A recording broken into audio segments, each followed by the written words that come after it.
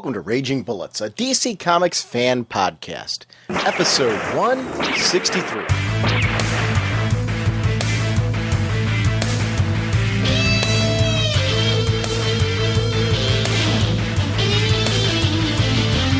Welcome to Raging Bullets. I'm Sean Whalen, drnorge on the comics forums, and I'm joined as always by my co-host Jim, Sensei of the Whatnot, Segulin. On this episode, we're going to be joined by good friends David Barron and Alan Passalaqua as we discuss their work on Batman Confidential number 29, Trinity number 52, Vigilante number 6, and much, much more. They're also going to be sharing us a very special announcement they have of something that they're going to be doing at the San Diego Comic-Con. Actually, it's going to be the big launch of a very special website, but it's something really great for colorists. It's long overdue, and we'll just save that segment so you guys can kind of hear what that's all about. It's very cool. We're continuing to sponsor the Hero Initiative. If you go to RagingBullets.com and click on the handy-dandy link, it's heroinitiative.org. If you haven't checked it out, go to the website, see what it's all about. We're big supporters of it. It's a great chance for us to do something for yesterday's creators, the people who've laid down the foundations for this wonderful hobby that we are participating in and enjoying. So please consider supporting the Hero Initiative. I always say whenever I bring this up, the cost of a comic book, we can all afford the cost of a comic book to give something back to the people that have given us so much enjoyment. So please consider doing that and participating in supporting the Hero Initiative. We're big believers in it. Our sponsor for this episode is DCBService.com. Written by Marv Wolfman, Vigilante number 9. Pencils by Rick Leonardi and John Staniski. Cover by Walter Simonson and colors by David Barron. The mobs and feds are both gunning for Vigilante, and his only option is to take it to the streets and relocate to Chicago. But Vigilante soon learns that he cannot find peace in the Windy City, not when his past catches up with him. Regularly $2.99, 40% off, only $1.79. Whatever your shipping preferences, your bag and boarding preferences, DCBService.com accommodates your collecting needs. As I mentioned a couple episodes ago, we have a new contest winner. Super Mandy, a.k.a. Mandy from the forums and author of Life in the Gutter, has chosen Absolute Superman for Tomorrow as her choice for our contest. We're going to be recording that episode at the end of June, and we're going to air it in early July. But this collects Superman number 204 to 215, written by Brian Azzarello, art by Jim Lee and Scott Williams. InStockTrades.com is offering us two options at a really great discount. Regularly $75 for the Absolute Edition. It's 47% off for Raging Bullets listeners, $39.75. They also give us the option, though, for the trade paperback. So if the Absolute seems a little pricey for you, the trade paperbacks, there's 2 volumes, Volume 1 and Volume 2, collect the whole thing. They're regularly $14.99 each. Same thing, 47% off, only $7.94. So you can get each one of them for $7.94. So really, for the price of one, you are basically getting both of them. So it's really awesome, and I want to thank InStockTrades.com for continuing to support us for these contests. Ragingcontest@gmail.com is the email address if you'd like a shot at choosing and joining us for the next segment. We already have new entries from Mark and Mike on the Where's What Not Now section of the website that are up with this episode. David wrote us a new article. We welcome any website content you're interested in submitting. Audio comments and voicemails are also going to count from here on out. So just shoot me an email when you leave us a voicemail so I can keep track of the entries. That's once again ragingcontest@gmail.com. It just helps me keep track of tallying who has done entries, and then we can pull names out of hats for our next winner, which we'll be choosing in July after we're done with Mandy's recording. So I want to keep this going. It's a great way to have listeners on and give people a chance to be a part of the show. So thanks so much for anybody who is interested in participating and being a part of Raging Bullets. I'm really excited to record with Mandy. The past 2 times that we've done this, it's been really fun, so I'm looking forward to doing this again. Sensei, what kind of a podcast are we? Well, we are a spoiler podcast. We go in-depth in plot lines, story twists, and whatnot of the comics we're reviewing. So if we're going over something you haven't read, you may want to come back later so you can better enjoy the show. Without further ado, let me jump you right into a chat with good friends David Barron and Alan Passalaqua. We are Crystal Men from Mercury. We have no quarrel with you. Joining us right now are friends of the show, David Barron and Alan Passalaqua. And guys, it's coming close to San Diego Comic-Con. I mean, you guys have some big news. Yeah, well, we have some interesting news, something that hasn't happened for us ever. So this con is a big one for several reasons. For the first part of the con. It's also my 15th year in comics. So this marks my 15th year as a professional, my 15th year working as a professional comic book colorist, which is pretty exciting, a pretty good milestone. It also marks my 30th birthday. So not only will I be 30, but half of my life has been in comics. Wow. So with that right there, we're pretty, it's pretty exciting on a personal level. And then we had some plans to kind of make it even that much more memorable to us.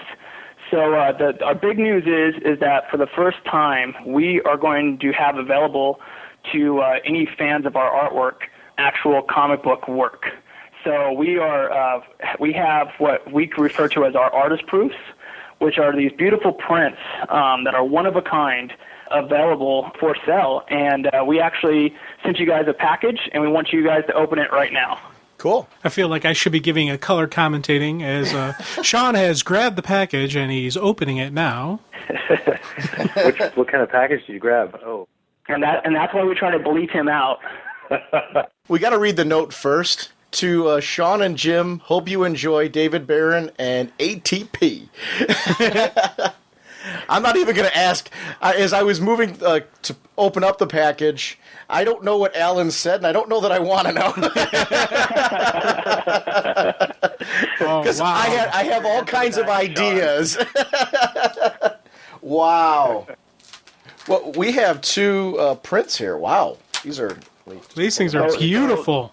Yeah, let me describe what they are for the listeners. What this is this is a one of a kind. So right there, you're holding the only piece that will ever be made of our work. And because we're digital colorists and our craft comes digitally, it's hard to own something that's original. So what we did is we were approached by Alan Hess, who owns this company called One of One Printing. And what One of One Printing specializes in is turning digital artwork into originals. We gave him our file. He printed out that gorgeous piece that you have in front of you, and that's it. So consider that good as gold, that there will never be another print of that page ever again. So as, other artists have, their hand-drawn original art for sale, we will have those, and they can have the same type of keepsake that they know that this is original, that this is the only piece available, that they own it, it's theirs. And we wanted to give you guys two pieces just to say, congratulations on such a successful podcast, for pretty much making us feel welcome every time we're on with you guys. And we know that you're big fans. So once you guys, I don't know if I'm sure, Sean, you recognize the Green Arrow Black Canary piece.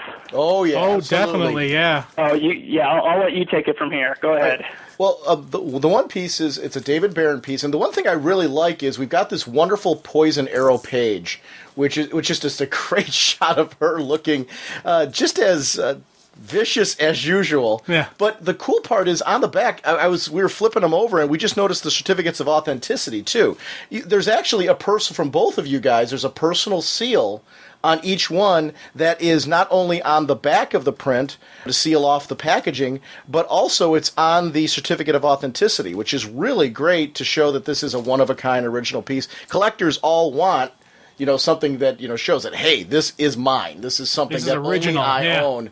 And that is really cool. It's a gorgeous piece of work, though. Thank you. Yeah, what we try to do is to really make sure that anyone who buys something from One of One Printing knows that this is it, that not only does it come with a certificate with my signature on it, the board itself has my signature on it, it's labeled, One of One AP, again, which stands for our artist proof. As a colorist who works for DC, you can't, just print out piece after piece after piece. I have my artist proof. That's how I proof my colors to make sure everything's good as print. Most of my artist proofs are covers and a couple interiors.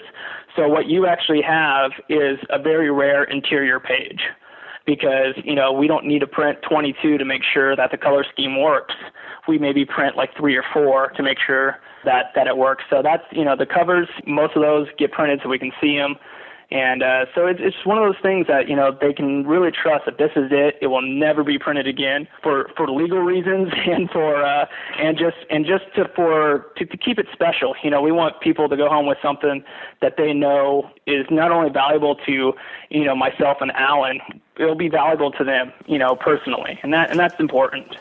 This Poison Arrow scene, it's the one where Poison Arrow had just tied up Merlin. Ollie had recognized what was going on and had freed him. So you've got her sitting here with this whole innocent look like, look what I did for you, dear.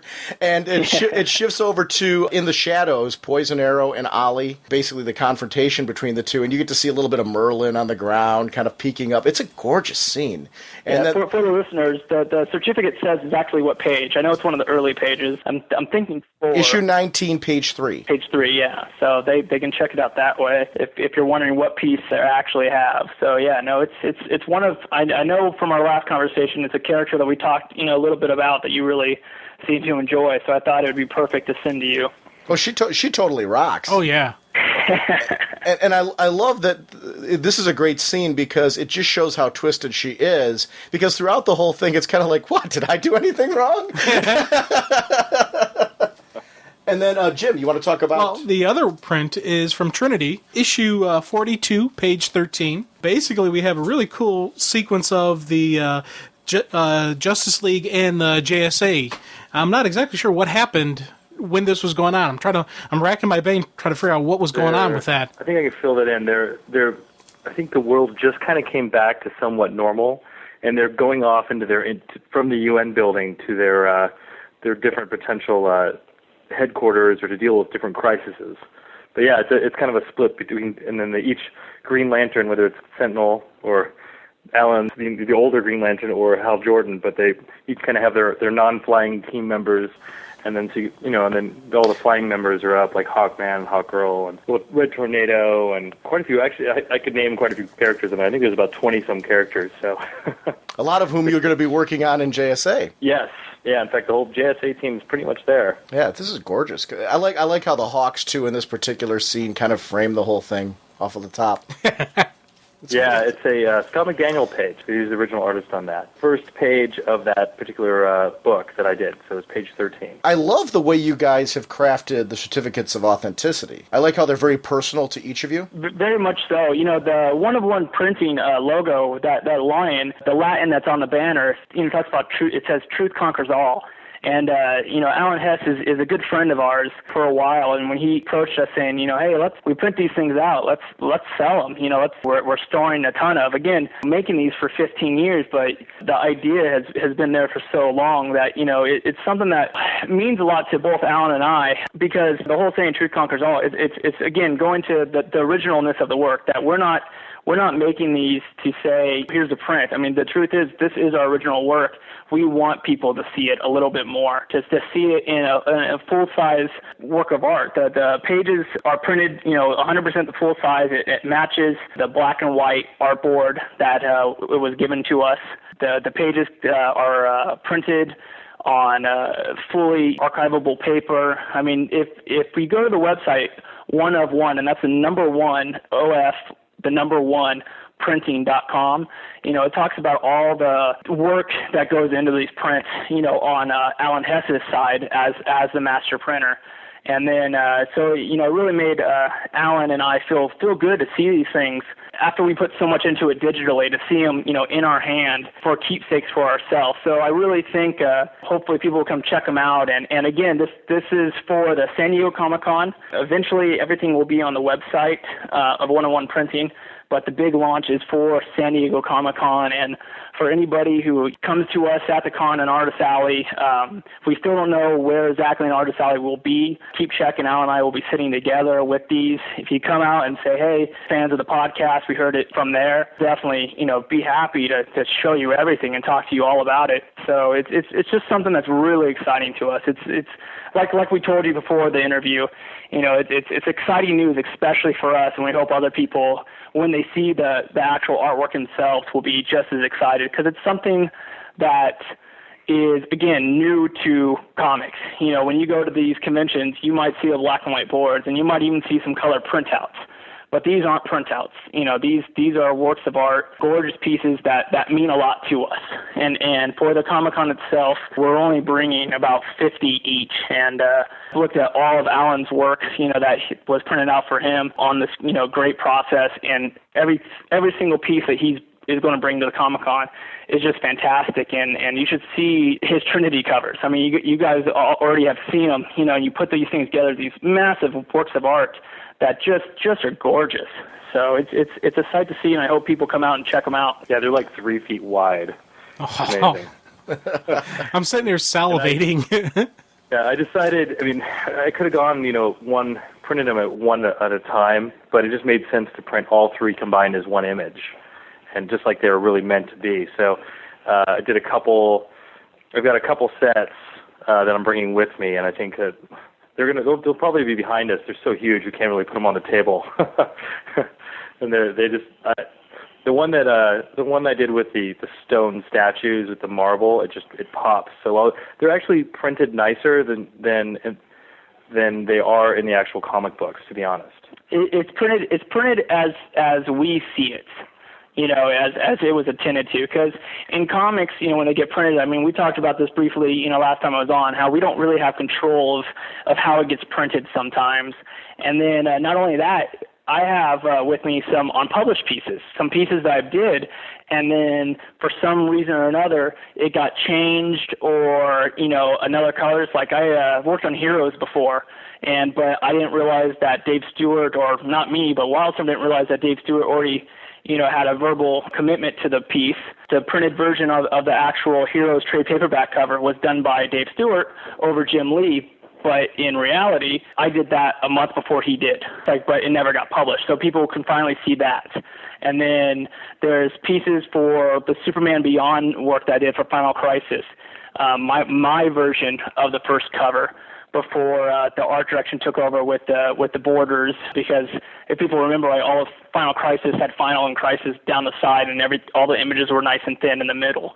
Well, I didn't realize that, and I put a lot of work on the left and a lot of work on the right in these blank images, and so now people can finally see some things that we intended to happen. So we both have a couple unpublished pieces that, for a true fan of our work or the book's work, might be interested in seeing, how we first intended it to be before the design and the story not got in the way, but changed it, Right. So it's just one of those things that, again, we're very excited for, very happy and proud to show these pieces not only to our, family and friends, but to fans of the books, anybody who is a fan of coloring, because this is really something that I think, again, I keep saying it, but it means a lot to Alan and I to see these pieces come to life again in a form that you can absolutely hold. Because when you do something on a computer and you spend all day on a piece or a cover and you're doing all these little details, and then it gets printed in what's a comic book, 8 by 7 or something like that, something very small. It's just nice to see it big and in the way that it was intended to be, which is a work of art. So it's very nice for us. One of the things we always comment about with when we get absolutes, how it's a larger size, it makes the art pop a little bit more. Looking at this, just the sizes, you really get into the details, and I'm just like sitting here staring at this, going, "Man, this is really cool." Yeah. One of the things, too, I noticed about it, we talk about, as collectors, we typically with comics, we're looking at the artwork. There's a lot of collectors out there. I know Pants from the CGS podcast, for example, went through and was collecting pages from 52. There's a lot of collectors out there that there's a whole market of people that are collecting the black and white, as you mentioned, the pencils and then the inks of the comic book page. This is a whole new market for people where they can collect the original color work as well, either to combine with that or to do it independently, which is really great because it gives people a lot of flexibility then on what they want to collect. From this, I can envision walking to a con and seeing one guy opening up pages from a comic book that's the pencil work. I see another guy opening up pages where it's the color work, and people talking back and forth in lines about, oh, where did you get that piece? And, the stories that they're going to be able to share about the creators that they got to meet with these pieces now. It's going to add a whole new dynamic. I remember times where, because some of those lines, you're waiting a good couple hours in line. I can't tell you how many times the enjoyment of waiting in that line for me has been driven by collectors who have had work such as this that they've been sharing while you're waiting in line. Oh, totally. I mean, I can see people, in fact, I buy original pages every once in a while of stuff I color, and it's really nice to put up that right next to the original pencils or inks. And I think I think they're the two things that are going to complement each other really well when it comes to the collectors, because you can have those pieces and they pop. You can see them across the room, and not only that, you can really see like what David said, with the time and effort we put into these pages, because we do work that honestly never gets published unless it's published in this large format. So it just it kind of gets lost, either because of lettering, or just as things shrink down, you just lose some of those details. I do love that the certificate also has a small version of the print on it. I thought that was a nice little touch. Yeah, I mean, the certificate, when I was a collector, they used to sell COAs all the time. As soon as you got out of the line, you got your book signed, they'd sell you a COA for $10 or something like that. And then those are all worthless. The reason we did the authenticity certificates is just for again, just to know that this means a lot to us. It's not, again, it's not a proof of signature, because it's proof that we care, that this is our work. We want you to feel confident that this is something that's special to us. This really is meant for a one-of-one, making it completely original, one-of-a-kind type of piece of artwork. And, it has our logos all over it. It has the decals. It's just something that we wanted to add to the piece, just so you knew a little bit more information about the piece you're purchasing. Again, it's a detail in the presentation from one-of-one printing that we enjoy, because it equals the detail that we put into the piece itself. And what we wanted to do is, really make sure that if we bring this to the public, that the public knows that we really care about the work, that we're not trying to take away anything from the original line art boards that are beautiful black and white on their own, to see it how it originally came to be from the artist and inker, but we wanted to show what originally came from us as well, because again, as we talked about before, not that many people understand or take the time to look at what the coloring adds. And seeing, these pieces in full size, you can really pick up on how much has been put into the piece by us. And digital artwork is the same. There's a comic book coming out from two of my buddies, John and Rob from Image, called Chew. And I know this is more of a DC thing, but go ahead. He'll be on. Hopefully he'll be aboard with one-of-one soon. Showing, because he not only is the artist of the book, but he colors the book, and so it's digitally colored in the cover. So he now has the opportunity to sell an original piece of his colors. So the best part about one-of-one is it's giving people a chance to not only proof their work, to make sure that the work that we give you guys in the book is accurate and prints right and it's up to code of what we see. But it also gives a chance for other artists that might work digitally a platform to say, no, this is my original. And when we were talking to Alan Hess of one-of-one printing, one of the things that he stressed to us is that, what he's giving us is an original piece of artwork, that it is done with the highest standards, that he has other clients that, does print runs with the same type of process, and also digital artwork of original products. So it just gives someone, instead of, seeing something constantly in a lithograph that has 50 to, 1,000 prints, you have something that, even though it's digitally crafted, this is it. This is the one piece. This is the one piece to display. This is the one piece to eventually put up in a museum. That's kind of the goal, that both have original digital pieces that are works of art. And why are we forced to take something we created digitally and mass produce it? Why can't we just have, this is it, one piece of a high quality image? And I think that's, the other exciting part, that hopefully will expand the concept of digital art, where it doesn't need to be mass produced and it doesn't need to be thought of on original. It now can be thought of original. It now can be thought of a one of a kind. That's again why the certificate, why the heavy thought into the production of the piece, because the pieces that you guys have in your hand, again, that's it. That if you will never see that piece anywhere from us at all. I mean, we have no control if DC, decides to do whatever they want to do But from us, this is our, how they say, blood, sweat, and tears. That's our heart, that's our work, that's our art. And it's just nice to finally get it out and share with people, because so many years, we've never been able to actually share what we fully do with the pride that we do with this. And it gives collectors a chance then to seek out any stage of the comic development that they want to seek out, and to get something that's unique and personal to them, because that's what we want. When I go to a convention, I like to walk out with something that's just mine. It's something that, I'm going to be able to have, and it's a memory of that convention experience. When people go to the website, they're going to have the option to get something that's unique to them that they're not going to be able to get anywhere else as well, and that's going to be a very personal experience. It could be a page that's particularly important, a book that was particularly important to them, whatever the reason is. And I think this is breathtaking. Yeah. Yes, and the other part is sometimes your piece gets taken from you in terms of artwork. Maybe you were a fan of Doug's cover to the Superman Final Crisis covers, the Superman Beyond covers, and someone already bought that piece. Well, maybe you wanted the black and white. Maybe this is a second chance for you.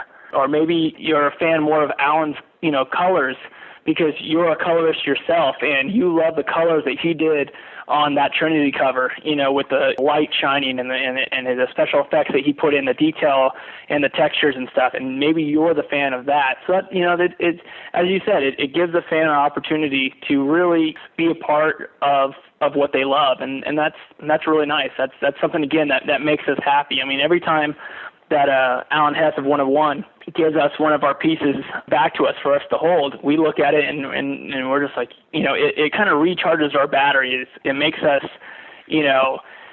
feel good about the piece. And we talked earlier about, looking through the books and stuff like that. And I've been lucky enough to, have some of my work republished in an absolute edition in Planetary and Authority. And looking at it at big size, it's a fresher breath air. But when I hold these pieces, and I think hopefully you guys can agree, these pieces blow away anything you'll see in an absolute edition. Oh, well, God, it's much larger, which is, anytime you're going bigger on this, it's you get to see the artwork and the colors, everything, just in a much better detail. The color tones and everything really stand out in this. It's very sharp. Yeah, I'm sitting here and I'm actually nervous to hold them. That's how just awesome these things are. This is like, beyond any, I've gotten some really beautiful sketches at cons, and those are like, yeah, that's kind of cool. But with these, I'm actually afraid to hold it because I'm afraid something's going to happen to it. You're talking about how this is a work of art. Oh my God, yes. This is just, I'm like sitting here going, oh wow. And even like the certificate of authenticity, I'm like, I want to frame that because I'm like, man, this is cool. It's got the little mini version of it. You could do that. You could actually get the print framed and get it framed with the certificate below it. Yeah. Which would be a really classy presentation, because this really does. That was the first thing when I was looking at both the front and the certificate on the back. I was thinking, boy, this all looks very, very classy. Yeah, one of one might frame one of Alan's pieces, and they were talking about putting the actual comic book next to it that it appeared in. So especially for the covers, so you can see the actual comic book and then the original piece by Alan, his original colors, and that way you can see the book with the trade dress and all the titles and everything, and then you can see it clean and beautiful. So it's true. There's several ways that you could frame these just to look stunning. The size is such a nice thing about these artwork, that they're not. It's bigger than 11 by 17. It's bigger than 8.5 by 11, print that's done on your Epson or Canon inkjet printer. These things are to our standards, which we try to keep high. We want everything. We want these prints to say to anyone who looks at them, these guys care about what they do, because we do. I don't want to again get on that soapbox that Alan always makes me feel like I'm on, but it means a lot to us. We want people to see these and know that we take pride in what we do in our artwork. So be it digitally for comics, it's still something that we take a lot of issues on. So if someone talks bad about it, it's like, hey, that's my art, much as a penciler or inker would, same way. So I just think this is a great way to display our talents, and hopefully it'll catch on. Well, one of these is definitely, and I say one of these because I'm looking at both, and it's probably the most sincere compliment I can give both of you. Jim and I are going to have an interesting debate at this show as far as who's taking which one. I know, it's... Because these are gorgeous. This is going to be one of these is interesting. getting framed and going in the office here. So then you're obviously going to get one to frame at home. So, and at the moment, I'm... Oof. These are guys, these are gorgeous. I know, seriously, these are just absolutely beautiful. Very stunning. Thank you very much. You're welcome. You're welcome. David, one of the things that we talked about discussing was this wonderful Batman Confidential. Issue 29 is the most recent one that was out. Now, did you guys both work on this, or...? No, this one's all me. Alan, thankfully for him, not for me, has been too busy to help me out lately. So I've been having to work a little bit harder and pull all my own weight. But no, lately, almost everything I produced. But this issue's all me. So I know we're saying that because it has the IRL credit. Mm-hmm. And that's really just to keep John Layman's name alive. Not that he's deceased by any means, even though he'd probably love for me to start that rumor. No, it's just kind of a tribute to John Layman. The IRL stands for I Love Layman Productions, which is our coloring company that Alan is always more than welcome to color under. Just one of those things. But no, that issue 29 is all me. I like that this is a sequel. It's a continuation of that wonderful Joker story with Arkham Asylum, and it brings back this cop who he just snapped. And there is more to do with him, and I love that that there was a choice to continue this storyline, because it's a very good use of Scott McDaniels, Andy Owens, and yourself. It's wonderful, and what a twisted Joker story this is.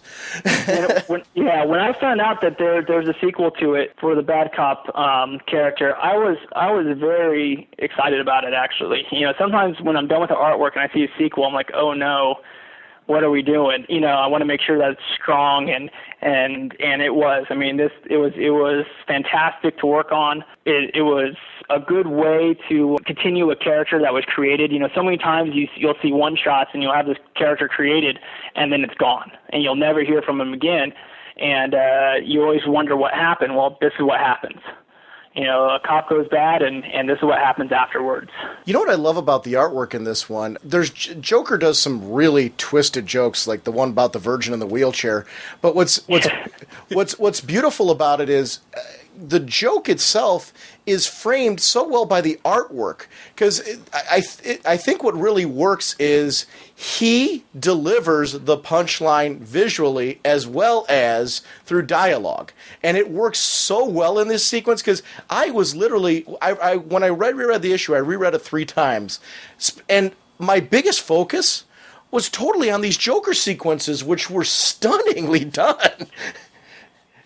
They definitely took the show every time he popped up in the book, which is frequent, and just he you can tell that again, obviously we put that spoiler in the earlier version of the podcast to make sure that people know, but the spoilers of it is that he really has masterminded this whole thing, that he loves to twist anybody he can, that he doesn't need to kill them physically, he can kill them emotionally, and he can help twist, and the Joker is just so insane that he's almost sane when he wants to inflict pain on someone. He's very precise, very thoughtful to the detail, and this issue, I mean, the rest of the team did an amazing job, and honestly, this was one of the easiest books I could work on because of how well the writer and the art team did. I mean, it was amazing. It went by smooth. It was easy for me to create, colors and scenes,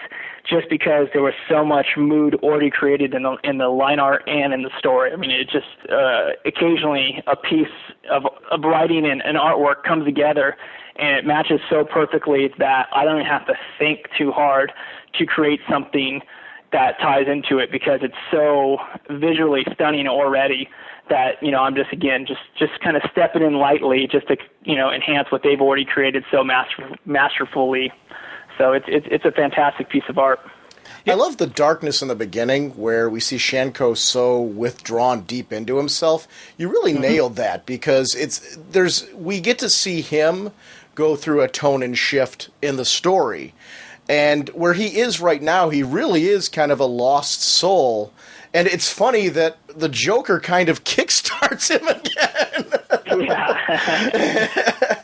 but it just keeps tweaking him and tweaking him and tweaking him, yeah. It's weird that he's the bright motivator in this. Well, that's what I'm saying. You know, when he wants to be evil, it's his detail. It's like I said, he's so insane. His thoughts of horror are sane and clear, and they come to a point where you know exactly what he's trying to do. I mean, he knew from day one when that person was brought in, you know, to Arkham, that he knew exactly what he wanted to do with them, and it's a nice little issue of just watching the Joker be the Joker and how he really affects other people. I liked how you went with the you had some darker undertones, but it wasn't like a dark. You used like either the blue, purplish kind of thing, or even like those red, darker undertones when we saw Bruce with his little lady friend. But when duty calls, Bruce is gone, and she's like, that jerk. Bruce Wayne's a jerk. But you go from those dark kind of, I want to say dark, sexy type tones to then this pop of color when we see Bruce in Batman costume in the cave. So you go from that shadowing, and you did the same thing in the beginning where you had the darker tones with the bad cop, then bam, this pop of color when it's the Joker. But that transition flow through is really cool, really accentuated, you know, Joker and Batman later on. So I kind of like that. Can I say something? One of the things I really liked, and it's funny that you were talking about the darker color tones, I liked how in the beginning everything looks appropriately like dull. You're in the prison, and yet you're right, Jim, you're using similar color tones, but it's amazing how choices you make as far as what are the dominant colors when you're using those similar color tones will change the whole mood and tone. Because that was very dark, dreary. It shows a man who's lost and tormented. And then you shift to Bruce's bedroom, and it's a very sexy scene, even though you see the stern Batman. I mean, that sequence with her is very sexy and stunning, which on the surface, if you look back to for anybody that's doing like a color study, it's really interesting to see how you can use similar color schemes and yet tell a very different story using the color schemes. Because, I mean, that really it's a very sexy, sultry moment that I looked back and I'm like, you're right, you get that loud pop where you want to see the Batman come to life. But it was interesting how even in those two different sequences of events, it worked for me on that level, which was something I found particularly interesting. Yeah, you know, like again, last time I talked about how Nick Bell used to go over my artwork and really help me grow. And I remember one of the compliments he gave me. I was working on a C-23 cover. I don't know if you remember that old Wildstorm book. But it was there's a character, and he had green fire coming out of him. And what I did is I colored, the whole cover was in greens and blues, and he gave me a compliment of how I made the green fire actually look hot. And he said, that's tough because green is usually a cooler color, but with all the other surrounding colors, you really made it look hot and bright and look like fire, green fire. And, you know, I've always remembered that, especially when I use colors like green and blue, how you can take a cool color and you can make it look warm, and how you can make a warm color and make it look a little bit cooler, you know, in the shadows. And then, again, Laura Martin, you know, helped me a lot when I assisted her on Authority and Planetary of really understanding color theory. And, you know, again, really, you know, my job in my artwork and my craft, again, we're trying to show people is to take the artwork and to take out the details. You're talking about how she looks sexy. You know, the black and white, she looks sexy. You know, the black and white, Bruce looked very stern, yet the scene looked romantic. And so, again, what I feel my job is to continue to make her look sexy and bring out her qualities, and continue to make Batman look hard and stern and, you know, almost untouchable, and yet make the scene look romantic. And so, you know, pulling in with those dolls and then some bright colors, you know, here and there is something that, again, is one of the things I really appreciate about you guys, picking out the details that Alan and I, you know, try to put in our work. So, yeah, I mean, it starts with the artist and starts with, you know, the writer, and then we try to emphasize it to really, you know, give exactly what you guys, you know, just said, a feeling to the book.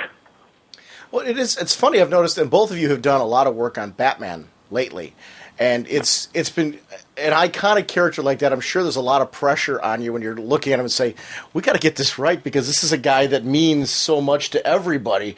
And it's funny how I'm like watching this and I'm like, wow, you guys both do a great job of delivering the kind of iconic Batman that I really like, but also putting him in a variety of situations. Like in the cave, it's brighter in the situation that he's in, so you get this really cool full view of his costume. But like when we see him when he's in Arkham for the first time, you start to see more of the shadows come over him. And I do like, that was something we saw in Trinity as well. And I really like the fact that what you guys really pay a great deal of attention to what makes this character work. Because I think if you don't understand him, you're not going to get the colors right with him. You're not going to get those tones right with the character. And I'm not just saying that just works with Batman. I think it works with any character. We talked about this, David, with Vigilante as well. I think you really need to understand and get into, like, who is this character? How do light sources need to react to them? What is it that makes that people go, wow, cool, he pops at me? And it really works in this whole sequence of events. So I agree with that. Understanding. I mean, personally, I don't want to speak for Alan on what his favorite characters are, but for me, Batman is my guy. People always call me a vampire because I sit at home all day in my little cave and just work, and I don't see the sun very often. I won't say like most artists do because there's a lot that work at Starbucks and things like that to get sunlight and things like that. But I sit in my cave and I try to think about the character and.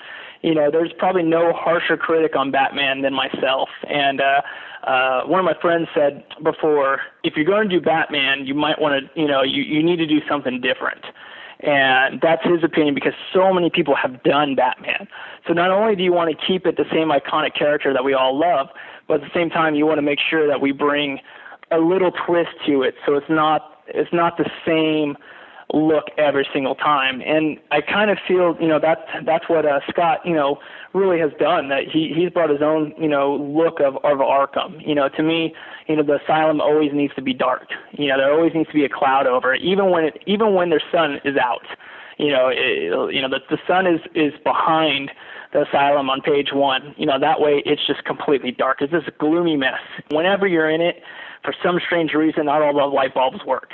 Even if you have all new light bulbs in every socket, it's so old and so disgusting of a place. It can't, it'll always have weird shadows, weird light, a very eerie feel. And again, that's how you said, knowing the character, and it switches from every book. If you're doing, like I said, from my Vigilante to Alan's Trinity, there's a feel for every different type of story, and we really like to bring that out.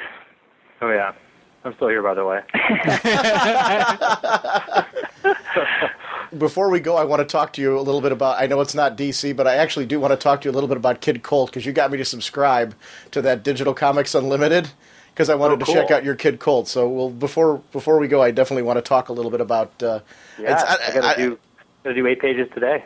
Yeah, well, issue 4 comes out on Wednesday. That tells you how into it I am. Oh, wow, man, You've been plowing through it. Yeah, actually, that's what I'm working on after we get off the phone. Issue number 4. I guess that's one of the cool things about those digital releases is that it can pretty much go straight out. So it doesn't you have to worry about the turn time you do in the printing process. So I didn't realize that. So it's actually you're literally working on what I'm going to be reading in a couple of days. Oh, yeah. You're working on now. Yeah. I reflatted this morning, so I'll be rendering away this afternoon and probably finish it up tomorrow sometime. So it's a pretty short turn time. Now, you're not the last step, right? Is lettering the last step? Usually lettering, it can be.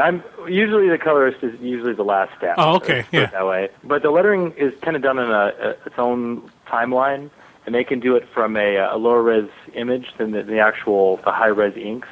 So a lot of times the true last step is the production people, and they're the ones that combine everything and then send it off to the printer. Okay. But they're kind of like accumulating all the things that we've made and then making it all work together, basically. Because I'm just like marveling that the fact that you're finishing up right now, and you're like, oh yeah, no big. Like if I was working on something for work and it had to be done by Wednesday, I'd be like, oh my god, I'd be in panic mode right now because I only got a couple days left. And you're like, oh yeah, I'll have it done. Like, wow. Yeah, I mean that's the life of a colorist. Yeah. I mean that keeps us young, and I mean makes us old, but keeps us young at the same time. I mean, I think Alan and I both, thrive off deadlines now, just for the fact that we are so used to them. If we don't have that push, it's sometimes we can overthink stuff or take too long on something, and the push really keeps us going. Yeah, it's nice to have a deadline. Even if we on that JSA book, I had 2 months to finish it. I think the due date was like 7/1. But there's no way I'm going to take that long. So I just gave myself like an artificial due date to get it done. Even if it meant that I couldn't go out a couple nights or I couldn't have fun. It's like if I don't have that date, then it's going to just drag. And then plus, with our kind of job, the more we do, the faster we do, the more we can work. So the more money we make. So it's definitely one of those deals where if you sit and procrastinate, then you really aren't going to be a colorist for very long. Well, that's what opens up opportunities then for things like when you were doing Kid Colt and David's working on multiple books and you're coming up on JSA.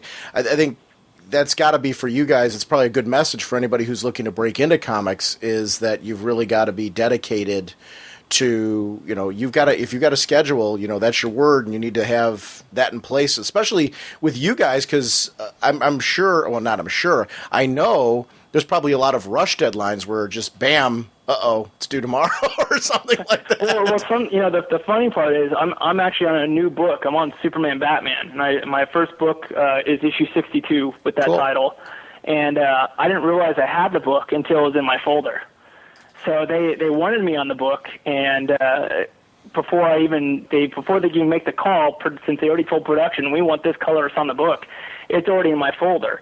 All of a sudden, I'm like, okay, I have a new book to work on, and now the next step is to find a due date. So it does come pretty fast. That's a great book, though, for you to be on as well, because very similar to Batman Confidential, it's its own universe. So you've really got an opportunity to craft your own flavor and tone for that book, similar to Batman Confidential. Which I love. I mean, and the other part is, the artist requested me, and that always makes Alan and I feel good. You feel good, you play good, type of thing, and I'm ready to really knock that project out of the park, and so it should be a really fun time. It's a different type of thing, especially Superman. You always think of light, Batman. You always think of dark, so it could be pretty fun to play around with those type of boundaries. And I've been getting that book, and I like the fact that we're still going to get Clark Kent and Bruce Wayne stories out there. So that was something I was really excited that they're going to continue doing that with the titles. Because, granted, I'm looking forward to everything that's going to happen in both the titles. But there's this story where we're just going to have Bruce and Clark together and their own adventures. So that's a fun book. Right now with DC, with the work that Alan and I get to work on, there's a lot of interesting art on our plate. There's not only this Scott McDaniel work, in Batman Confidential that's coming out right now, and the arc after that is absolutely beautiful. I don't want to, talk too much about that now. We'll, maybe another conversation later, because, that's great artwork. Then the Green Arrow Black Canary, I don't know if you guys heard the news about that, how it's kind of splitting in two, and there's going to be some really interesting artwork with that I just can't wait, to tackle. And we're talking about, tackling two different type of characters. We kind of are doing a Green Lantern side and a Black Canary side, and each will have their kind of own feel, yet tie in together. And, with Alan coloring Trinity, every week, then jumping to something else. Again, working with so many different artists as a colorist is a blessing. Not only do we like to work with the same people, but when you work on something different constantly, again, it just keeps everything fresh and exciting, and I think that's one of the cool things about Confidential, and how you can just keep switching it up a little bit for the reader. Now, with Green Arrow, Black Canary, and I'm not asking you to put you on the spot as far as names or anything right now, but are you working then with two different creative teams on the Green Arrow part and then the Black Canary part? Is that how it's, and then you're going to be the colorist all the way through? Is that how it's working, or...?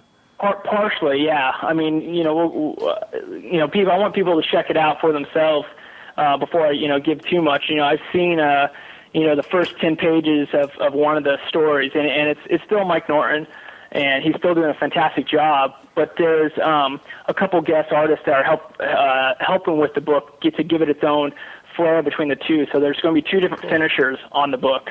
And it's going to be, I think it's pretty exciting. I'm really excited that they went with this type of creativity with this project. Because again, as I talked before about Mike Carlin and Alan, who's worked with Mike for years now, can back me up on it. He's a fantastic, editor that really lets his creative teams be creative. As we always said, sometimes when you do something right, people don't know you did something at all. And I really think that's with Mike Carlin. When he, he's been doing stuff, things right for so long, with us that, people don't realize how much he actually, has contributed to what we do. Pretty much he let us grow with our, or especially me. I mean, David's been doing this for a long time. So, he's actually kind of an old pro in the industry, but I know I've pretty much worked with Mike when I was working for David under the whole ILL thing. And then now that I've got my own, name on books, it gives you the space to really grow into yourself. And I think, I don't know, not to downplay my stuff on the early Trinities, but I think I've actually got a lot better since my first couple books to now. And I think a lot of that is just because I'm working with just a great editor. It's pretty awesome. I think that's true of any art form, though, in the sense that I think that's part of the fun of my journey is, as a reader and somebody who appreciates comics, is to see how creative teams grow as time goes on. If in an art form, if you're doing the same thing all the way through, it's kind of, you're phoning it in, and I think we as readers are going to pick up on that really fast.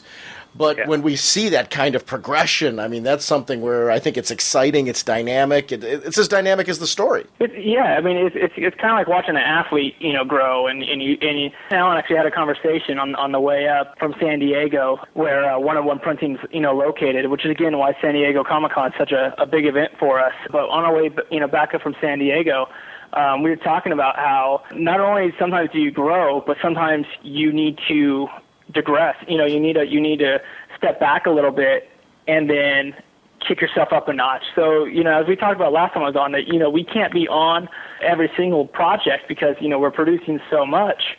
Sometimes we just don't have it, much like a batter doesn't have his swing right now. And then our next project can be through the roof. And it's just one of those things I think is interesting because it tells, for the person who wants to read into the story of the artist, it definitely tells a story about their artistic struggles and their artistic growth. I mean, like I said, when I first started in coloring, I wouldn't have hired myself. I'm lucky I got hired. The things that I produce, I still apologize for. It's funny when you talk about that, though, it's one of the things that I really do like about comics is that you can even working on the same characters, based on the tone shift change. Green Arrow Black Canary is a great example of this, where there was a major tone shift. So I'm sure that made you have to then, David, make a major tone shift in how you were presenting the colors. It really is like you're starting over from scratch again, even though you're working with the same characters. I agree. Look at the first issue with me and Mike, and look at the current issue. There is a completely different tone, and the same way that Alan mentioned that he feels that his work is stronger at the end is exactly how Green Arrow is. I mean the work is good in the beginning, but it's stronger now than it was. And again, as a colorist builds a relationship with their artist, it makes a big difference. Having a relationship as a co-creative team is very important, and it's very valuable to an editor to have a colorist that they can trust. When you can't predict, Alan, talking to you, or we talked to you early on about Batman Confidential during the first arc of Batman Confidential. With Will. Yeah, absolutely. The tone of that story and the shift, the presentation of that story versus tone in the shift in Trinity. You have to present two different Batman. On the surface, yes, it's the same character, but when you've got a Batman that's with Wonder Woman and Superman, and they're in that environment, you have to portray him in a way that fits the world that's being presented in Trinity, and it won't work on the same level as it does in Batman Confidential. Well, it's all Gotham, it's all Batman's world, and everybody else is guesting in it. It's a different environment. True. Yeah, and I think overall, and maybe David and I have like a slightly different approach in this, but I always try to treat Batman with a certain amount of, like, he is who he is, regardless of the story.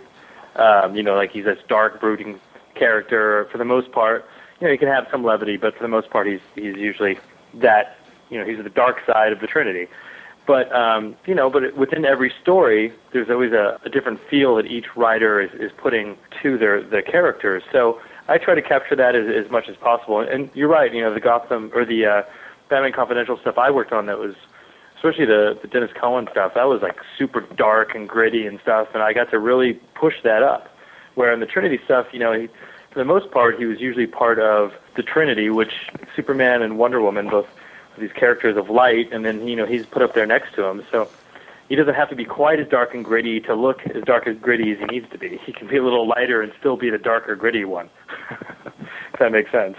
It does, absolutely. Hey, Alan, got a quick question for you. With Trinity number 52, the coloring that was done on it, did you work from beginning to end? Was it like at a certain page you took over or switch it around and vice versa? Because, be honest with you, that issue, the flow-through of everything in the artwork and the coloring, I was looking, I'm trying to figure out, okay, where does it, the shifting, where does it change? And it just was this beautiful flow-through that I just got to compliment all of you guys on this issue. I really just loved how that went through, and I was just like, did they work on it together? What'd they do? And it was just this great flow-through, man. Well, let's see. I colored 3 of the artists on there. And then Peter did the other one. So I think Peter and I just kind of, since 3 of the artists were mine, it was pretty easy to make those 3 follow through pretty easily. And then Peter's stuff was more focused on the Trinity and less on the supporting characters of the DCU. So I think that transition just kind of worked. Of course, that was really our 52nd book, 2 colorists working on the same book. If you think about it, the story kind of migrated from two very different stories that kind of supported each other but didn't necessarily like overlap that much into one overlapping story, or into really one story, but it was, a slow progression. So we had 52 issues to get to that point. and now we're not going to do it anymore. So, and then on another note, it's also that both Alan and Peter come from the same background. Peter again trained by the same people I was trained by. The Nick Bell, the Lord Martin, the Tad Ehrlichs, Ben DeMaglenou. A handful of people.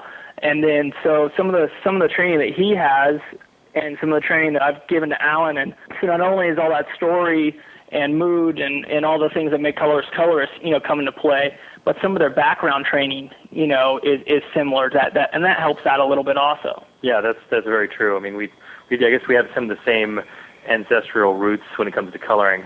I loved the sequence with Gangbuster and Tarrant, where we finally got to see the 2 of them hook up. It was something. Yeah. I guess it was really important to me. And yeah, there's a spoiler warning for Trinity that's going on at the beginning of this, because I really did like how that ended. I think it was incredibly necessary that we got some resolution with them. Cool. Yeah, I think it was kind of set up where they were, you knew there was going to be some sort of love interest there, and they got a little hairy there towards the end, but I'm glad that they kind of ended up together too. It'll be interesting to see how that affects or doesn't affect the DC universe proper, or the DC universe in general. That's all going to be, from what I understand, sorted out sometime in the future. So you may see those characters and their interactions again relatively soon. Well, if I read the ending revelation about the planet that they were on at one point correctly, we could potentially have a big use for it somewhere down the road. Mm-hmm. Because I'm not going to speculate or accidentally reveal anything I may. No, and I don't want you to.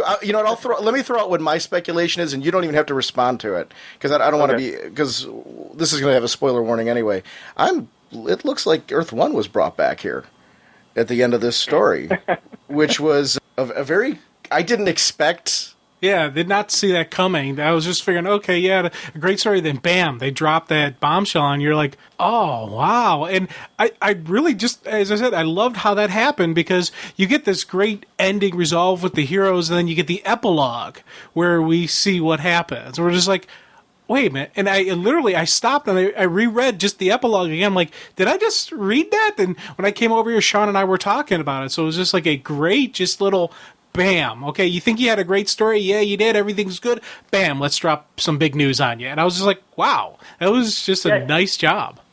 I keep, I've been like kind of looking through I've been looking for the Trinity, issue 52 reviews and commentary, and I haven't really seen very much. So I've been kind of keeping my eye, passively on the fan talk and dialogue on it, and I haven't seen anybody really talking about that stuff yet. So I've just been kind of laying low. We're talking heavily about it on our next episode, so it'll be the one after this that our listeners... I'm putting this out as kind of its own little mini show, and then we're going to be doing a kind of a comic wrap-up on our next one. We're going to be talking about a lot of comics that have come out recently, including Trinity, and that will definitely be on there to talk about that issue, because it was really interesting. Yeah, just the overall story and just a couple of the characters that were introduced and developed, and just I want to see more of. We're also going to be. I want to talk about things like the conclusion of Death Trap, which means we're talking some Vigilante, which is just awesome. I love that ending. I love that ending, man. Yeah, no, it's and that's it's such a tough book to work on when you have such a crossover like that. Some people don't understand, how many limitations you might have and how much, complications you might have without even realizing it after, your first draft. And again, I think some of that credit, again, we've always been talking about giving credit where credit's due. Again, any crossover really has to do with editors making sure that they understand, what's going on big time and able to really, fix any, things that can't happen quickly. Any little, hang-ups, they got to fix it real quick. And have an ending like that, pull off at the end was no easy task, and it was pretty awesome. No, I was excited again to work on that book. I think one of the cool things about that crossover, I'm hoping it'll just draw more people to Vigilante to check it out, maybe who were Titans fans that, all of a sudden, wait, I want to see where this character goes from here. Because I'm really anxious to see where he goes from here now. Because he's got this quest to get a new identity going. I'm going to have to put all kinds of things in the spoiler warning on this one. But I can't help but talk about it because he is such an interesting character, because we've gotten to know this identity that he's been wearing, but he's on this quest to become somebody else and fast because the jig's up.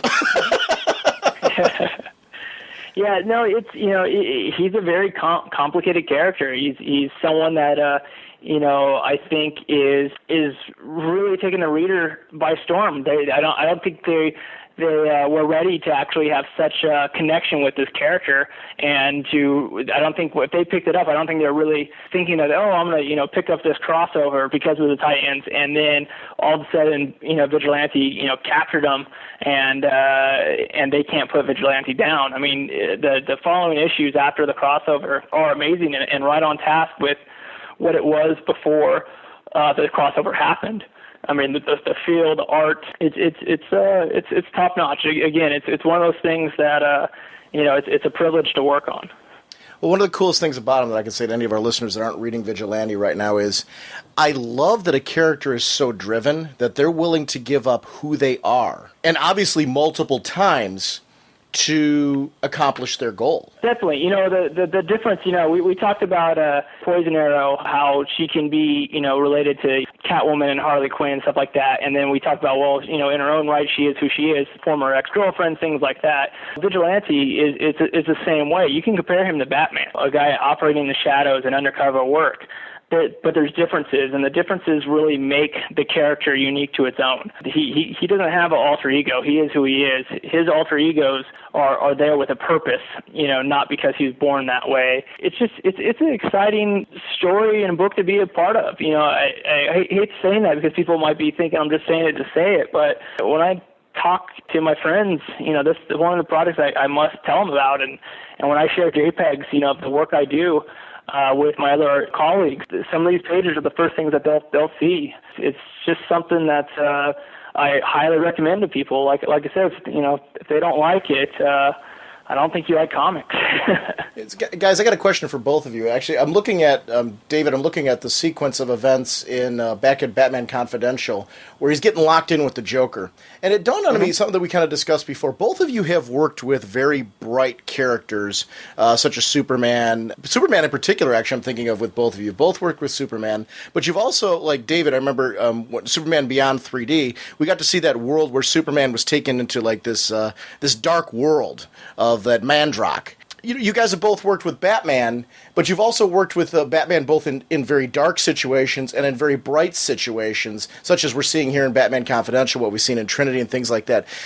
Is it hard to take characters that are traditionally Superman, Wonder Woman, very bright, Batman, very dark? Is it hard for you guys because you're trying to keep those characters very much who they are when you're putting them in their different lighting environments? The opposite lighting environment, like Superman in a dark place, Batman in a bright place like this, to try and, because the compliments I can give both of you guys is I never lose the tone of the character and the way they're carrying themselves in that environment. Like this sequence with Batman just is what struck me with this. Is it hard for you guys to maintain that? Because he looks just as intimidating here in the brightest of lights as he does in the darkest. Yeah, to answer your question, yes, it is difficult, but it's not difficult for the character, or it's not difficult for the book itself, for the character to go from light to dark. It's harder for me to go from book to book. So I much rather... And for my personality, for me, for everything that suits me, I'd much rather do a darker book than how we kind of say a superhero book. So when I was working on JLA, the storyline itself was a little bit darker. We didn't, Doug and we try to keep things, very moody and very dark. That way we didn't have 1,000 colors everywhere and it being bright and shiny. So when something needs to be very, I would say, pretty, I don't know if I'm your guy. If you're hoping for a very pretty book, it's one of those things I don't necessarily enjoy. Now, don't get me wrong. If there's a scene, and the biggest one that comes to my mind is JLA Cyberforce crossover. It's a very dark, bloody book, all the way through. And then at the last scene, it's kind of a romantic, or not romantic, but more like loving, sunset scene to end the book. And yet that sunset that's, supposed to be beautiful is still relatively dark and, can be eerie to some point. So for me, if there needs to be a lot of color, pure color everywhere, it's tough. If I can put my mood over it, it doesn't matter if it's bright or dark, because that's almost just a kind of value control, but it's more the mood. So if you need something that's consistently happy all the way through, that's a little bit tougher for me. Well, I go every scene needs its own mood, so and I think you've commented that when we've talked before, where I think the reader needs to know it's the difference between your whether you're in the police station talking to Gordon, or you're out on the streets, or you're in Arkham Asylum. Like, you need to know the difference just by turning the page, and that's something David really taught me anyway. So, he taught me that. He's waving at me. He's like, don't prop me up over here. No, But the key is, what he also taught me was that you kind of need to start at the same base. Depending on how you do your Batman or your Superman, you need to start kind of in the same place and then adjust it for that and then render based upon that mindset. So even if there's like harsh red lights all over, Batman's still going to feel like Batman. He's not going to look like he's in a red cape per se. There's only so much atmospheric stuff that can affect him where he doesn't start to lose who he is. So it's not easy. It's definitely it's trying to find a really tiny station on the radio dial, sometimes. But once you learn how to do it and you can do it consistently, it keeps you going. I think it is one of the things that I've really, and it really is something I attribute to doing the podcast, because we started reading books more, doing more rereads and looking through and paying more attention and more detail to the art. It really has shown me just how cinematic a comic experience is, and just how crucial every step is to keeping that emotion going in the story. There's things on the surface when you do your first read through that you don't realize it struck you, and you kind of go through and like, well, that's what it was. It was that color purple there, or was that, which seems so simple at the time, but it's really not. It's those choices and how they flow from panel to panel and how they guide you, from the first panel to the fourth panel on a page, for example. They've got to guide your emotional response to the events that are going on around you, and the choices that you make and the decisions you make really are what draw us in to the book and make us for that moment have that sense of disbelief. Well, like people like David and I we just actually went and saw Star Trek this afternoon, and I know there were parts of it where we were just like, or even if we weren't like consciously thinking it, like I know I still like subconsciously look at lighting and how things are done, and then sometimes I'm like, man, that's a great idea. I'm totally going to use that. It's just like, and you can even like, companies actually make money selling that in terms of video editing software. Like Matrix Green is like a preset for stuff like that. Or there's different times where you can find these examples on major motion pictures, and if and that follows through with any kind of artwork. Like I remember one of the things David taught me was that if you do a scene with a lot of green or like a green mood or tone, green is something that it causes kind of visceral subconscious reaction in you, whether you realize it or not. For the most part, it's kind of like it'll make you nauseated or sick, or the right tones. So it's going to give you that eerie feeling. So you can use that to in a scene that you want to cause like some sort of discomfort for the reader, where like you want them to like not really like what's going on, or kind of get that like, oh, I don't like this place where he's at, because you're not supposed to. So working with still images, I think, is the in coloring is the trick of the trade. The people that can stimulate you in one way or another, through their artwork are the best at what they do. And Alan and I always have a goal to stimulate the reader in one way or another, how he was saying. If we want you horrified, that's what we're going for. If we want you happy, that's what we're going for. If we want to push on your heart a little bit to make you have butterflies in your stomach, that's our goal. Whether we pull it off or not is another matter. But, the fact that we have that goal to have a reaction with the reader is something that we, take, with us and say proudly that we try to do. And then, with art, it's always someone's opinion of how good you actually are. And then, bringing back to Star Trek, that's my second time. Is that your second or third? That was my second time I saw it. Yeah, that's both of our second time, seeing the movie. Oh, wait.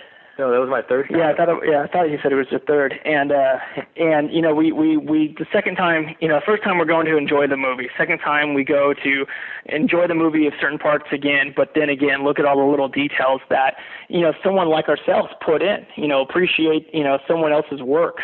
That's kind of the same.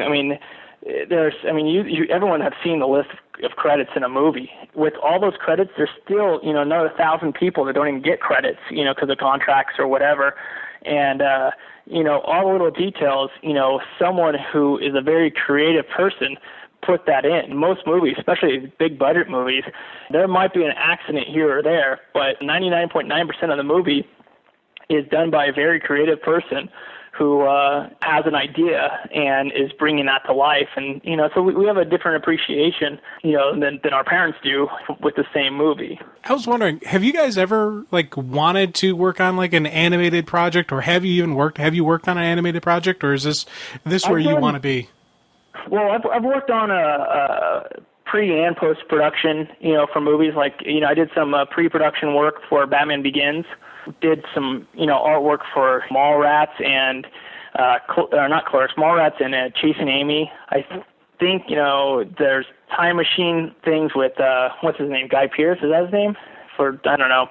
The time machine book that we worked on? Yeah, there's been things here. So, and then I have a lot of friends that write in Hollywood, TV shows and movies, and it's kind of, there's a crossover, but it's definitely a different life.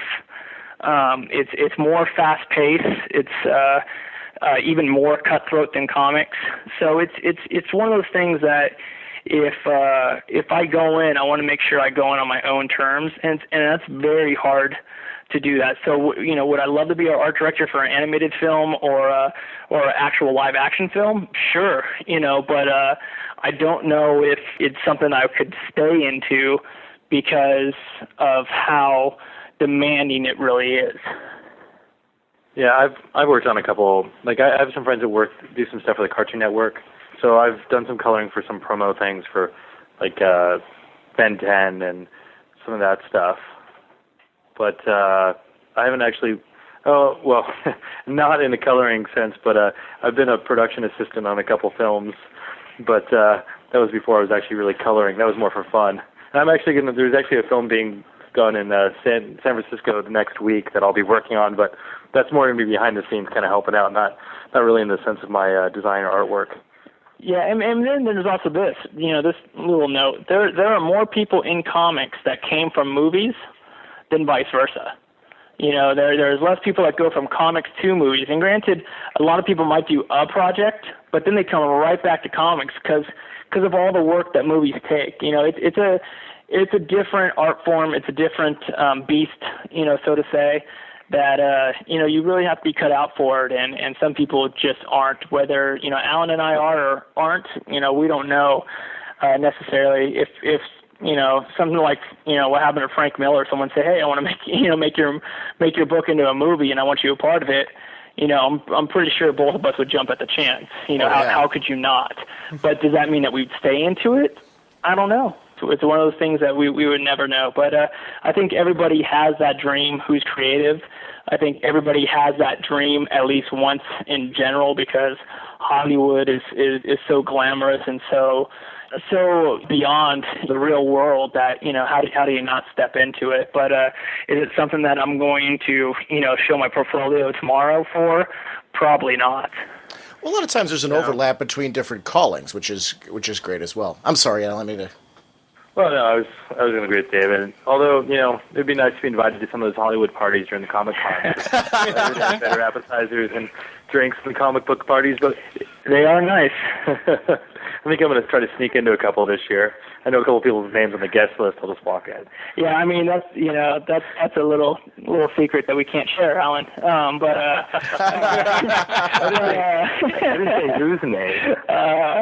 Yes, that is a trick. If you know someone who's going to be there and show up late, you just use their name and you walk right in. You look the part, you are the part. But it's one of those things, like Ben Templesmith, 30 Days a Night. I'm so happy, IDW got to make that movie. Not only did I really enjoy that movie, I love the fact that, they took to heart, everything that Ben Templesmith created, for that look of that book, with the teeth, with, just the, when the, vampires would open up their jaw and how extended it was and the actual coloring that they put into it. I mean, there's so much detail. So I was ecstatic to see that movie made and was lucky enough to be invited to the San Diego showing of that movie by IDW. And, so things like that, I mean, it's definitely exciting. Would we love to do it? Yeah, like I said earlier, I think we'd jump on it instantly. How could you not? Yeah, definitely. And maybe it's a little side note, but I think anytime a studio has a chance to make a comic book-based movie, when they actually stay with like what was created in it instead of trying to like put their own twist on everything, it's always so much a better movie. As soon as they screw, I mean, there's been so many bad examples or good examples of bad Hollywood-made movies that were like great books, and then just kind of like almost. I mean, I actually don't want to name a couple of them, but Wolverine. Was it Catwoman? Punisher. That's painful. Yeah, painful memories. Yeah, but then there's some movies that they basically just like storyboarded. Books and storyboards, and they turn out great. Like if they would have done that Frank Miller, Chris Claremont Wolverine as the movie, the one where he goes back to Japan. Like that is such an amazing story. Like they should have just used that as the storyboards, and that would have been a great movie. The Japan Saga is rumored to be the next movie if they do another one. So I'm hoping. Yeah, I guess the problem is like an if they will because they've already screwed up the franchise. Well, it's something that the cinematography would have to change. The whole look would have to change to give that book justice. So again, what we're saying, if someone said, to me, David, we want to do your, book the way you did it. Again, how they did, Frank Miller's Sin City. We wanted to give it the look of your book as best we can. Then yeah, I'd jump all over it. If someone said, hey, we want to take your book and then, put nipples on the suit, I'm going to say no. I mean, I hope everyone gets that reference. I want to say. I remember bat nipples. Yeah. Oh. I'd rather be poor than to have Batman have nipples. So. Right. And bat butt. Yeah. It is funny though. My favorite comic book movies are the ones where you can literally see a panel come to life on the screen. Sin City is a great example of that, where there's actual panels. You can freeze frame the television, you can hold up the comic book to it, and you can see that panel. And that to me is just like, wow, okay, they nailed it on that level, when you can bring a piece of artwork to life with people. There's other, I mean, that's awesome. There's other sides to it too. I mean, Tommy Lee Edwards did a lot of the artwork for Batman Begins, and I was lucky enough to help him out with some of it. And some of the artwork that he did just helped shape the movie. Just if the Hollywood industry would understand what people really love about comics and make sure they bring that in, every movie's going to be a success. Because the fact that people even have it rumored to be a movie means that the book is somewhat success. There's something about that book that's awesome. And if you take the book and the idea, but you don't translate any of what the book really was about, I mean, it's like, think about the Vertigo titles. How many Hollywood movies could be written? Now, I personally like Constantine, but, the true Constantine Hellblazer, loyalists, I from what I heard, weren't really fans of it, because there's just so much. I mean, even going down to, just Keanu Reeves' hair color, things like that. So, to a point, I don't mind a little shakeup. Like when I go see a Spider-Man movie, I kind of let it be. And even with the Wolverine movie, I knew it wasn't going to be the same. But, it still comes down to making a good movie. But for comics, when they lose who the character really is, it's always going to fail. But then you get an Iron Man and a Batman Begins, where I think they understood the characters. Mm-hmm. Oh, including the actors. I mean, Iron Man was a dream come true. Oh yeah, Iron Man. I have watched Iron Man over 75 times, and it's just one of those movies that you can watch and watch and watch. And I'm pretty sure I've noticed every little detail in the movie on the artistic side. Just on the emotional viewing side, it's just a fantastic film. There to me is nothing wrong. If anyone goes, oh, they should have done this or they should have done that, or, I'm just saying, well, now you're taking it too serious, So that's one of the better ones. Actually, both of those two, the reason why I threw them out was just for the reason you said. Those are movies that I just seem to rewatch over and over and over again. I never get bored with either of them. The pacing seems to be great. They seem to have nailed the characters, both with the costume on and off, which is incredibly important to me because, there's been too many movies where I've really liked them in the costume, but geez, did they forget the secret identity? Or nailed the secret identity, not so good about the guy in the costume, which is actually probably the worst out of the two scenarios, so... Yeah, and then there's always the one movie that comes first that has nothing to do with the next movie, like the Hulk. Mm-hmm. A lot of people didn't like the first Hulk, but I thought the Edward Norton Hulk was a really enjoyable film. So did I. So it's it's kind of one of those things, but no one really knows about it.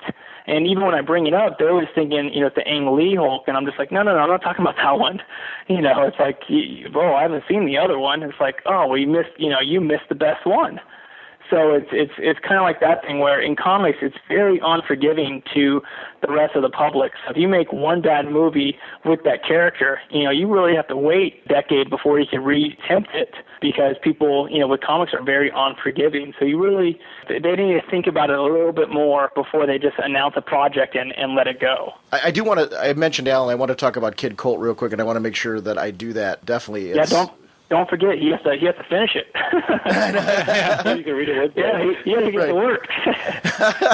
It was funny. When we were talking last time, you had mentioned Kid Colt, and that it was a digital exclusive. So I'm like, I tend to, when there's creators that I like, I tend to support their work and tend to follow them wherever they go. So I subscribe to this. And I really like this. Kid Colt, for anybody who hasn't read this one, it's very buddy cop. We got this kid gunslinger who gets accused of a crime that he didn't commit. Now, for us as readers, actually, we haven't had verification whether or not he did or didn't do it. But you just naturally, you're riding with Kid Colt all the way through, which is what I really liked about the story. The atmosphere and the tone, it's very friendly. It's an all ages book, but it really is. You would think like a Western gunslinger story that's all ages. How is that going to work? It does. It's very fun and friendly in the atmosphere, but yet you still feel like Kid Colt is a guy, this kid can hold his own. And there's so many moments where I was like, yeah! It shows that you can really keep that balance in a book. And it was interesting how you had to watch, I noticed that there wasn't this intense amount, there's not blood and everything anywhere in this book, yet I still felt the same sense of danger in Kid Colt with the color schemes and everything that was used in there, which I thought was interesting, Alan. Was that a hard choice? Was it hard to be able to do it all ages like that, or? Well, the script definitely calls out and says don't make this gory. So that's a good indicator about how much I can and can't do right off the bat. But it's first of all, it was really nice to do something different because I haven't done a Western, and they sent me some sample stuff. They sent me some of the original stuff from the 60s or 70s when it was the original Kid Colt as samples. And I just kind of went at it. My dad rides horses. I grew up on a farm, so I was trying to use some of those, my past influences on the book. And and I've shot some guns in my time, so I know kind of what he's doing. So it just kind of happened. I think the thing is I wish it's hard for me, and I think it's like this for David too. It's hard for me to actually explain some of my process because I think on a lot of levels it's very instinctual. Once you've learned the process, I have a mental goal of what I want to do on every page or every scene, and then I kind of just check out, mentally, and just it happens. and it's I wish I could explain that process, but it's just what it is. It's at that point it is just process for me because in my mind I already know the end goal. It's just the actual physical act of making it happen. So so those, and sometimes that goal is really just a mood, or to purvey, or not to purvey, to portray something that's part of the script. So it's not something I can break down into a 1, 2, 3 step thing for you. See, Alan, what you do is you bring the magic. Now, yes. That's right. There you go. Out his name. They never bleeped out my name, David. Actually, we use it on every show now. In between all of our segments, it's Alan Passalaqua, so it's.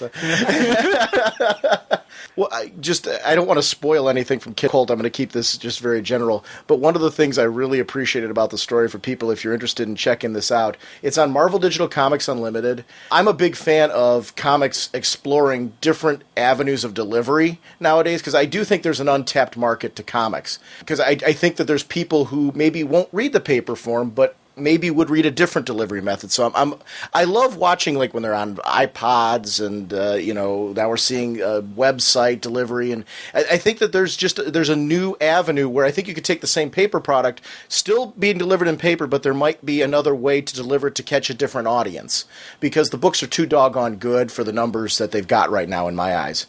But Kid Colt, one of the cool things about this story is he's followed by this bounty hunter, which you would expect, by the fact that he is a wanted man. And there's this moment, and I'm not going to spoil it, but you get to see that this kid has a code to him.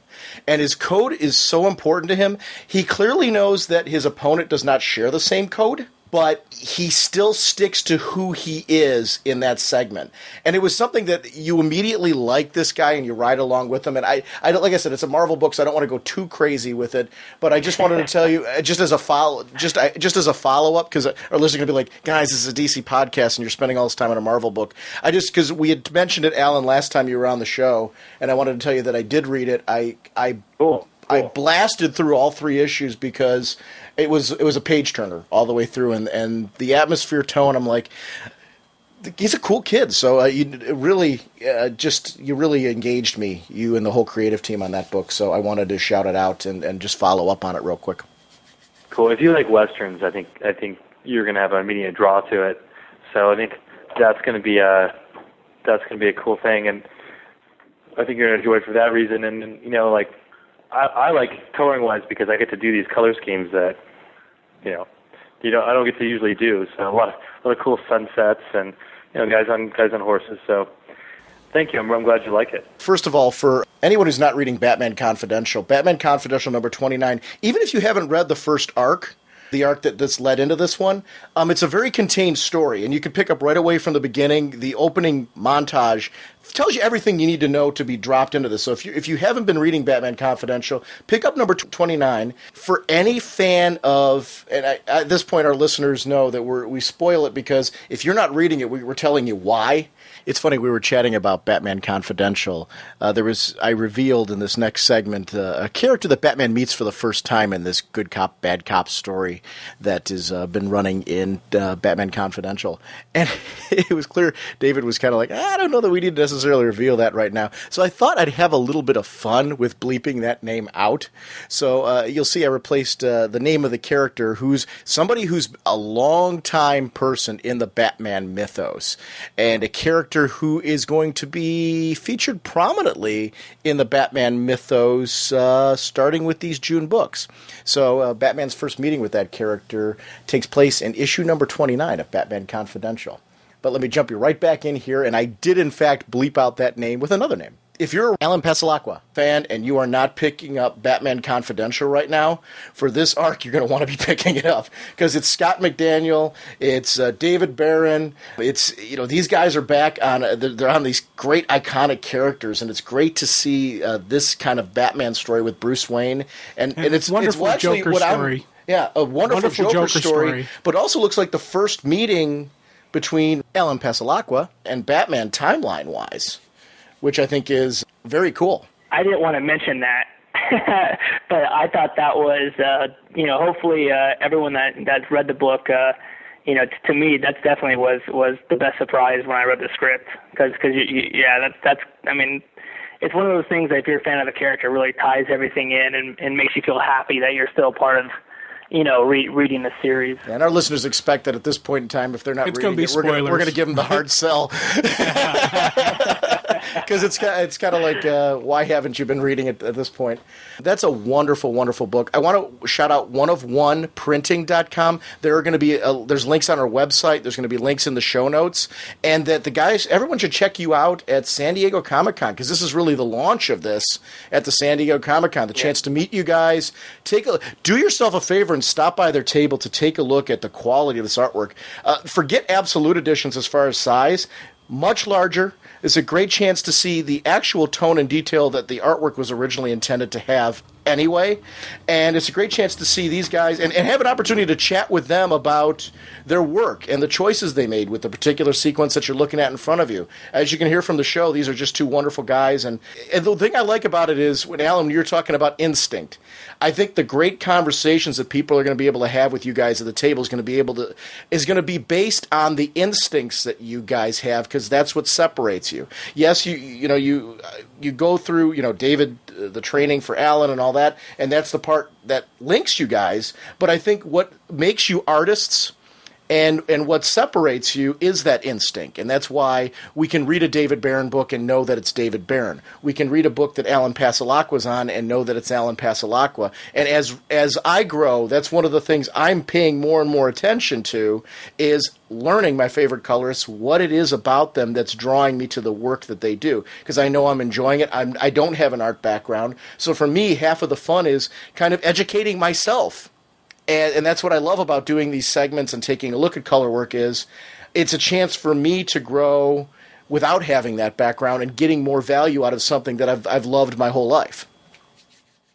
So cool. We really appreciate that you like to talk to colorists and are interested in what we're doing, because we're working really hard on these books. I mean, we put a lot of time and effort into them, and again, that's why our prints or the artist proofs that we're going to have available really show what we're really doing. It's one thing to look at some of these original black and white artwork and then looking at the printed comic book. Once you look at this, I think it's going to be. I think people might actually be even a little surprised how much time and effort we actually do put in these before they even hit the stand. So again, thank you very much for having us on and want to talk about that. Well, thank you guys for the amount of time you're willing to give us. I know we went beyond. I literally clicked on the clock and I was looking at the time and I'm like, oh my gosh, we're like way over what I was going for. There goes our 15 minutes to a half hour that I told my wife. Tell her we're sorry. Again, right? Yeah. So that's okay. She understands. Yeah. So, but again, oneofoneprinting.com. We're going to have. There's other things besides the original pieces. There's original artwork by us both. That'll eventually be up. The site itself is relatively new. It changes by the week. So if you don't see something that you were looking for, check back another week. And then Alan Hess, again, the founder of One of One Printing, send him an email if you're a fan of something that we did, and he might be able to find it for you. No, but thank you guys again for letting us come on, letting us share our new adventure. And again, Artist Alley, San Diego Comic-Con this year. I promise to be there Wednesday through Sunday. And Alan the same minus Saturday because he has a wedding to go to, but we'll both be there 99% of the time. Yep, that's awesome. And the one thing I'm going to say again for all of our listeners out there, whether you're looking at if you're able to go to San Diego and see these guys, or if you're going to go to the website to check this out, the presentation of this just says class to me. With the whole way it's presented. I mean, the artwork speaks for itself, but I'm talking about the actual presentation of the certificates, the way that it was sealed up and all that. I was just like, whoa. This is really stunningly beautiful. When I was as I said, I was nervous holding it because it literally was just something that was like, wow, I couldn't even do any goofy jokes or anything while I was watching. It was that just really just kind of like, stunning. And I'm even still now a little bit kind of unable to articulate myself too well. And I've been sitting there just staring at these pictures the whole time we're doing the show going, wow, this is just amazing. Thank you both. Thank you very much. That was you're very welcome. nice of you. You're very welcome. And thank you. Well, they're ready to be framed up. So. Believe me, they're going to be. Yeah, very soon. Thank you both again for your time, and I love that we're the podcast that has to apologize when we're done. We seem to do that all the time. We're always a little bit over. But thank you again for your time, because it was really great to talk to you guys, and I know our listeners will enjoy it as well. So thanks, guys. Cool. Thank you. All right. Carter Hall, scientific genius from a far-off world, flies into action as Hawkman. I want to remind everyone about our show voicemail line. That's 1-440-388-4434 or Dr. Norge on Skype. We want to get your thoughts on the show, so please feel free to call. That's one more time, 1-440-388-4434. Our sponsors for this episode are DCBService.com and InStockTrades.com. DCBService.com has Justice Society of America number 30, written by Matthew Sturgis and Bill Willingham, art and cover by Jesus Marino. Bad Seed Part 2 of 5, featuring colors by friend of the show, Alan Passalaqua. The JSA feels the strain when battling a monstrous collection of villains who've mounted an all-out war on the team to collect a bounty placed on the head of everyone in the group except Stargirl. Tensions flare, and the group is forced to make a compromise in order to chase their fleeing enemies or return to the mansion to find out why Mr. Terrific's communications have suddenly stopped. And Dr. Fate returns to the team in this second issue from the new creative team of writers Bill Willingham and Matthew Sturgis and artist Jesus Marino. And, the cover that's featured on DCBService.com, and it's actually, I know it's on Alan's blog as well, is gorgeous of Dr. Fate. I'm really excited to see Dr. Fate back in the DC universe. And this is regularly $2.99, 40% off, only $179. Don't forget that our in-stock trades book of the month is going to be Absolute Superman for Tomorrow, which we're going to be recording at the end of June, airing the first or second week in July. Regularly $75 for the Absolute, InStockTrades.com price because they're supporting us, 47% off, only $39.75. You can get both of the trade paperbacks. They're regularly $14.99 each. Their InStockTrades.com price is $7.94, again, 47% off. It's almost like you can get both of them for the price of one. Remember, that's ragingcontest@gmail.com if you want to participate. We'd love to have you part of the show. And that's InStockTrades.com. Thanks for supporting us. InStockTrades.com and DCBService.com. I know this episode's a little shorter than you guys are used to with us. This is my last week with my students, so we just finished up, and now I'm kind of regrouping and getting back into the whole show groove. We have a ton of stuff on our next episode that we want to talk about. The main focus is going to be a Speeding Bullet segment. There have been a ton of books that have come out towards the end of May, and of course the beginning of June that we really want to talk about. Obviously things like Batman and Robin fit into their Secret Six, Wonder Woman, there's Superman stuff going on, the end of Death Trap, Trinity, Green Lantern, Green Arrow, Black Canary. There's a whole bunch of stuff. So there's a whole bunch of Vertigo titles and things. So I don't know what that's actually going to look like. Jim and I are going to have to chit-chat and decide which books are going to go on where. We're also kicking off with Long Halloween, which is going to for sure be on our next episode. I'm going to try to get that episode out in a little less than a week, just because I know our schedule's been a little bit crazy lately, but I am thrilled that we managed to stick to 4 episodes in May, where our 2009 goal of 4 episodes a month every month is going strong. So this is our first one for June, and thanks for sticking with us. I really appreciate you guys and your flexibility. I know it can be frustrating sometimes when there's a couple days here or there, but the end of the school year for me is particularly hectic, and I want to always make sure that these episodes go out as high quality as possible. So I'd rather delay them a couple of days and really work hard to hopefully deliver a better podcast than rush it out to you and feel like we're phoning it in. So thanks for your patience and your understanding, and we will see you next week with a major Speeding Bullets segment and the beginning of Long Halloween. Bye!